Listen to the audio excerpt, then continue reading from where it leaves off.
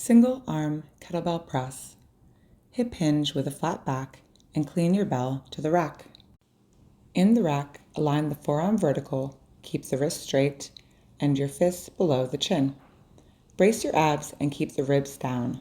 Do not lean. Keep legs straight with both feet firmly planted and drive through the ground to press the bell up. Create full body tension. Imagine wedging your body between the floor and the bell. Do not flare your elbows out further than 45 degrees. Instead, create a J curve with your arm to press and lower. Keep eyes forward, neck and spine neutral. The arm and wrist are straight in the overhead lockout, and the shoulder does not shrug. The bell forms a straight line over the shoulder, hip, and ankle. Keep core tension when lowering the bell. Pull with control. Don't drop the bell to the bottom. Return your kettlebell safely back to the rack on every rep, and pause, keeping the elbow tight to your body before the next press.